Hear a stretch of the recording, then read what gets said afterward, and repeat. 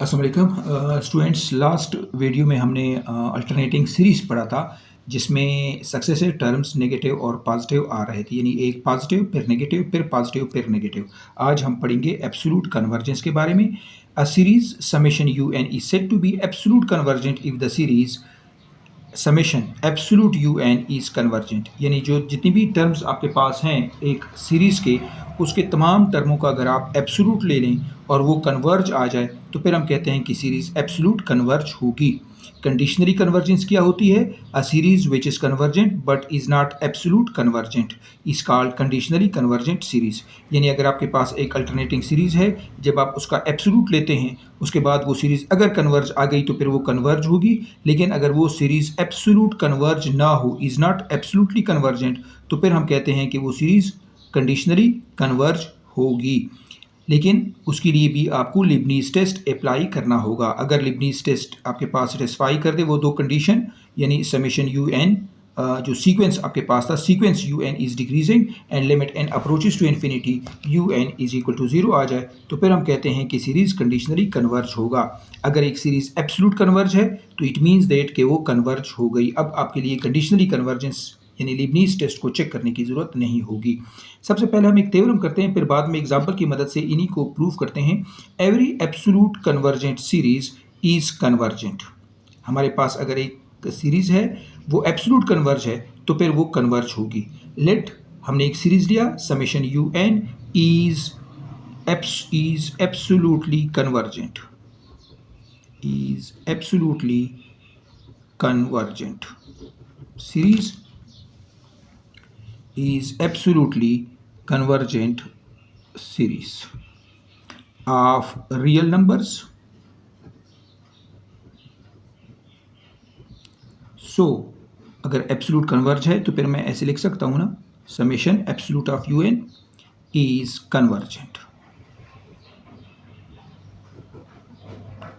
Now by Cauchy's convergence criteria, हमने एक Cauchy's convergence criteria पढ़ा था। Criteria for epsilon greater than 0 there exists n naught belongs to n such that। अब अगर आपके पास ये सीरीज कन्वर्ज है तो ये काशी क्राइटेरिया को सेटिस्फाई करेगा, जो कि आपके पास था यू एन प्लस वन यानी पहला term plus u n plus two plus u n plus p, या फिर हमने लिख लिया एम। इन सब का आप एब्सोल्यूट लेंगे, less than epsilon for all m greater than or equal to n not. N आपके पास क्या होगा? एन नॉट या उससे बड़ा। तो u n plus one, u n plus two up to u m, तो इट मीन्स दैट कि m is greater than n आपके पास आएगा। क्योंकि हम जानते हैं कि सेंस एब्सोल्यूट ऑफ एक्स जो है वो एक्स के बराबर होता है if x is greater than or equal to 0।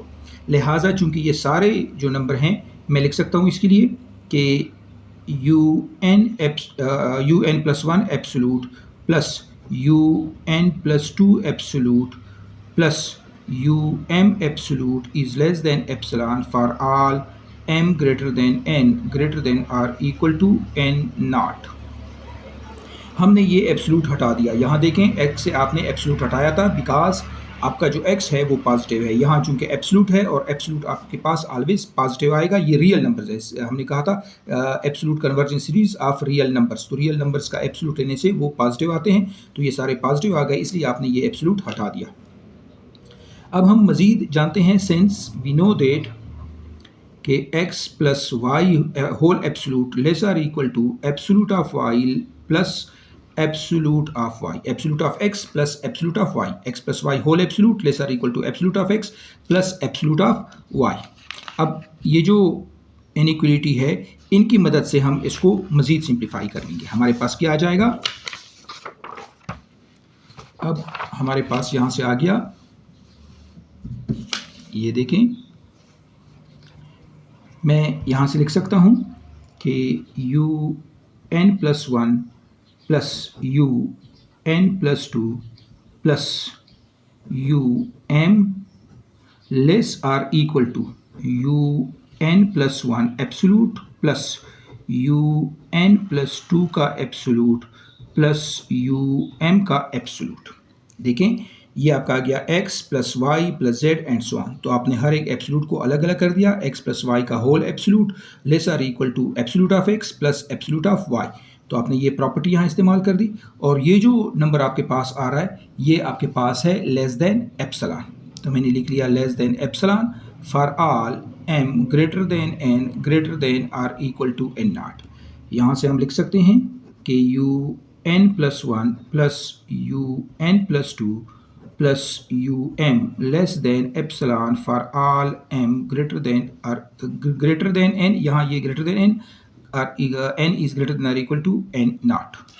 तो ये काशी क्राइटेरिया सेटिस्फाई हो गया। किसने सेटिस्फाई किया? आपके पास therefore the series u N.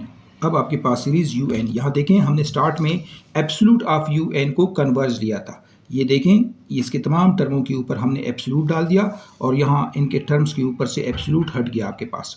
तो दिस सीरीज इज कन्वर्जेंट। हमने लिया था कि जो यू एन है ये एब्सोल्यूट कन्वर्ज है। तो एब्सोल्यूट कन्वर्जेंस मीन्स कि आपके पास सीरीज कन्वर्ज हो जाएगी। अब करते हैं एक एग्जांपल ताकि ये चीज़ क्लियर हो जाए। एक एग्जांपल हम करते हैं। एक एग्जांपल हम लेते हैं एक सीरीज़ का summation -1 power n plus 1 over n square. ये आपका है समेशन यू एन। अब अगर मैं समेशन यू एन का एब्सोल्यूट ले लूँ तो आपके पास एब्सोल्यूट से आ जाएगा 1 over n square, because absolute से ये नेगेटिव और पॉजिटिव वाले टर्म्स हट जाएंगे।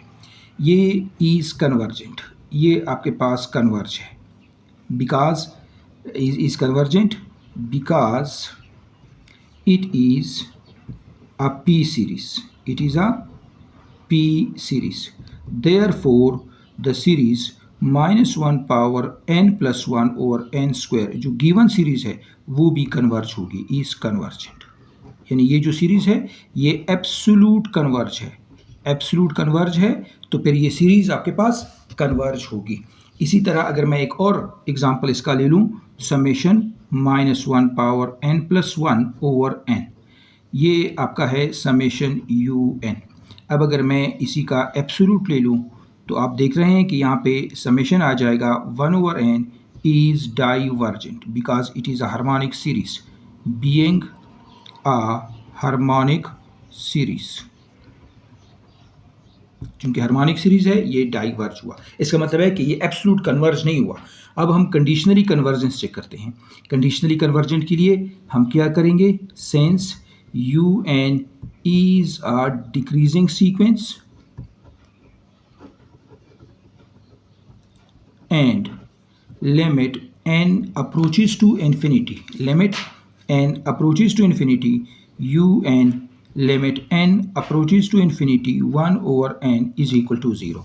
तो therefore this ये जो हमारे पास सीरीज थी -1 power n plus 1 over n is conditionally convergent, is conditionally convergent. यानी एक अल्टरनेटिंग सीरीज था, वो अल्टरनेटिंग लीबनीज़ टेस्ट के ज़रिए हमने किया, वो कन्वर्ज था लेकिन एब्सोल्यूट कन्वर्ज नहीं है। तो इसलिए हम कहते हैं कि अब ये जो आपके पास अल्टरनेटिंग सीरीज़ है या अल्टरनेटिंग हार्मोनिक सीरीज़ है ये कंडीशनली कन्वर्जेंट है, एब्सोल्यूट कन्वर्ज नहीं है।